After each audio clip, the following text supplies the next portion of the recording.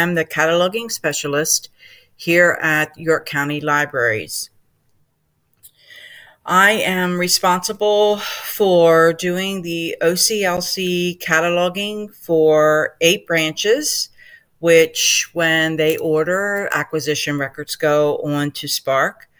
5 members, when they can't find something on Spark, they send it to me, and 3 contractual sites that also send items to me if they cannot find them on Spark. We are an OCLC library. That means that we pay OCLC to import good records into Spark. This is why it is so important to make sure that when you're bringing batches in, that you be courteous to the fact that there is an OCLC record already on Spark and not overlay it with a brief vendor record. Some of the tabs or some of the sites that I go out to, I use daily are the ISBN search. If I have an item where I'm looking it up and there is a ISBN that I'm not sure what it might be, I will copy and paste that into this website and find out if it should indeed be on that record. What I'm going to do today is to show you a few items that I've come across in the last couple of days, and I'm not going to actually go through the workflow that I use and overlay. This is just showing you some of the items that I see daily, and I will tell you what I would do. So my first tab that I have is my Z39.50. And when I go in and search for an item that does not have an OCLC record, this is where I go. And my OCLC is checked because I am an OCLC record, OCLC holder. And the first one that I wanted to show you is the different ISBNs within a book record. And that may cause a problem when there are actual imports. So I'm going to view this MARC record. Oops, not that one. Sorry. 7.6 view. Okay. I am actually looking for just the hardback, not the large print. And as you can see, large print is in this record. So if I were to use this one, I would definitely take those O2O fields out before I imported that record.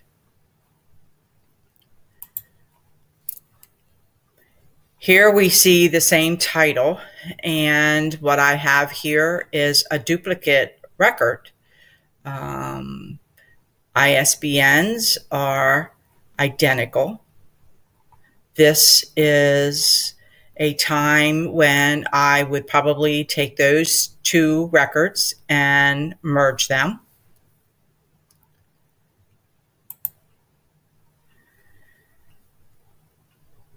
This is a very brief vendor record for this item.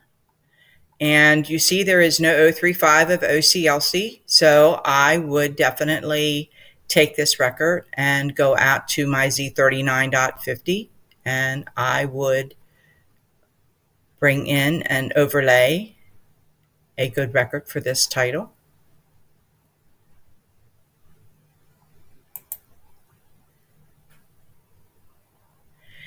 This is a bucket that I have that has 2 titles in it that when I would go to merge them,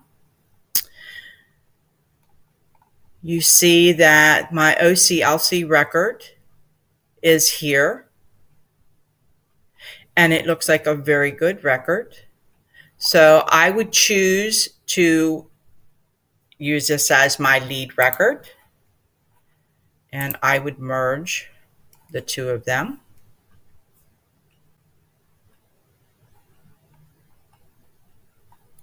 being careful all the time that when you do merge a record that you do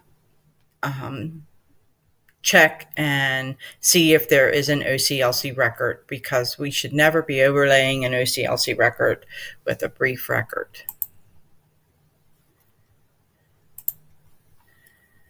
My next tab is showing the Miss Nelson is missing that was sent out on the listserv. And you see that there are a lot of different ISBNs. This is where I would be taking an ISBN because I'm not sure if that ISBN is truly a book. And I would just simply be copying and pasting it into my ISBN search and searching it, and let me know that it definitely is Miss Nelson is missing.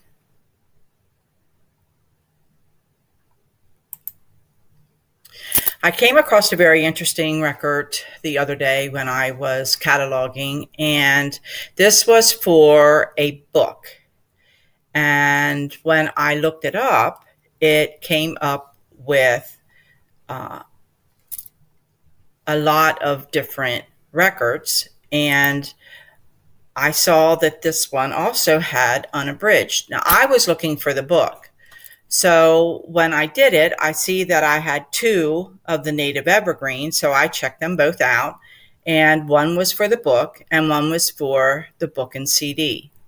So I started my search with OCLC, my OCLC product and our Z39.50 product, and came up with all these OCLC hits. And determining that the hardback ISBN and the CD, individual CD ISBN, was within the record for this item. Here's your CD audio book. When you're looking at the MARC record, you see that it does say CD and it does say hardcover. Definitely this is for a book and CD record. And if this were my record, I would definitely go ahead and make my subfield a Z instead of an A in the ISBN field, because this lends to the possibility of a book overlay.